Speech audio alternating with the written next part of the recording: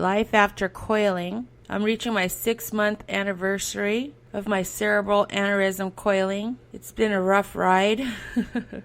In a few weeks, I go and get my angiogram to see if it's set in place. It's been hard. It's been really hard. I haven't been able to do as much as I used to. A lot more resting than normal. It's so frustrating, though, with the doctors because neurology and everybody, when you get one of these things done, be persistent with your questions, okay? Because they kind of blow it off and they say what they expect is when you have the coiling done, you can go back to work like the next week, right? It's like getting your tooth pulled. But it's not true. It's not true. Your equilibrium is pretty messed up because someone just touched your brain. I just found that kind of frustrating. I kind of wish I knew more. I did try to ask the doctors, but they just brush it off. They're like, oh, no, you shouldn't have pain. You shouldn't have this. You shouldn't have that. Well, I'm going to share what I have learned about. This is just my experience, but from what I see from the research, other people have experienced the same thing. The aneurysm coiling is less invasive. I guess it would have been worse to have them cut into my skull because it would be a hole that they would have to remove from the skull and then go through the brain like that. And then they would actually touch the lobes of your brain, come out with all kinds of issues, You don't know because the brain is that complicated. Nothing touches it, like it doesn't move. It's compacted in your skull. So when it's open like that, there's a risk for all kinds of problems. So it is less invasive.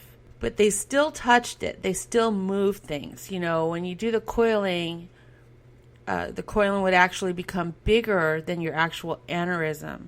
So like mine was already, by the time they got to me, it was 10 millimeters, which is a little bit larger than a regular, like one of the large marbles. When you get the marble pack, it's like that large one. That's how big it was. And mine was hitting right against the nerve, which is why we found it, because I could feel it behind my eye. I am thankful, but at the same time, I'm like complaining because I have all these side effects. But I shouldn't complain because I'm alive. It's kind of like a sweet, bitter thing. And there are other things. It does, like, there's all kinds of electricity in your brain, and you do get fatigue. For a while there, I could only do things for maybe an hour or two, and then I fell asleep. I can't focus too much. So I did a couple podcasts. I started doing jigsaw puzzles. First I started with jigsaw puzzles. Then I started with word problem, the little booklets where they have the word search and crosswords and stuff. Anything to keep my brain going, like to where I'm thinking. Exercising, exercising critical thinking skills, which is anything that's like a problem or something that you got to solve. So that's why jigsaw puzzles are good. Word problems are good. Even blocks. With the artwork, it was like colors, like just painting colors on blocks. I was doing that. But I really do think it helped in my recovery because it kept my brain going. So those kind of things helped. And it started becoming longer and longer to where I could last like 3 hours, 4 hours. Now I'm at about 5 or 6 hours. And then I would have to rest and take a nap or something. I fall asleep. And then I wake up and try again. But lately, my equilibrium has really been bothering me. I did have a change in my schedule, like where I was doing crafting stuff or little things like that, because we're at the end here and we're going through more life changes. So I haven't really been able to do any of my stuff for about 3 days, 4 days. And then I realized I started freaking out again. Like I feel like my head's spinning. So I went to the doctor and she's like, well, it's your anxiety. And I'm like, why am I anxious? Like, I'm not anxious about anything. I'm not freaking out. I think mine is more extreme because I already am an anxious person anyways. I already have anxiety disorder, all my life. Near-death experience like that of your brain about to explode would put me over the edge. And so now it's elevated to where I can't even control it. I could try to do things to calm down, but it's just going to hit and there's nothing I could do about it. I had to get medicine. So now I actually have to take meds for it. It's like, this sucks. But they seem to be working right now. But from what I hear, there's a lot of people who have this. So you're going to expect that. as part of your recovery. So you're back to normal, but not completely.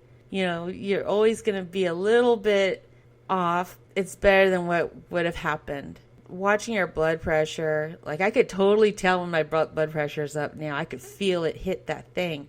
I don't know why I'm so sensitive to it, but you could feel it. And for a while there, I didn't connect it.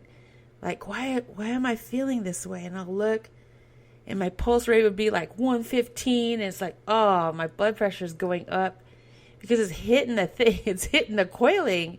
And of course, that makes your anxiety go up higher because you could feel it.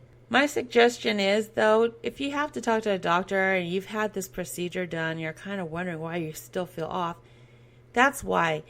They don't really acknowledge it, and they don't take credit for that area, like in that way. I don't know why. I don't know if it's for liability reasons or what, but it is normal. It will take a while. And I'm at my 6 months, and I'm just now starting to feel like almost completely back to normal, except with those changes. And also getting it out of your mind that it's fixed. I think that is my biggest thing, like just accepting the fact that it's fixed. There's nothing else that can be done. There's nothing else. Which I think is weird. I don't know why they can't like solder it. Do something like where it solders the end. I don't know what this whole coiling thing is. Just like when they do surgeries and stuff, isn't there like a thing you could put on there just to singe it together? I mean, why don't they do something like that?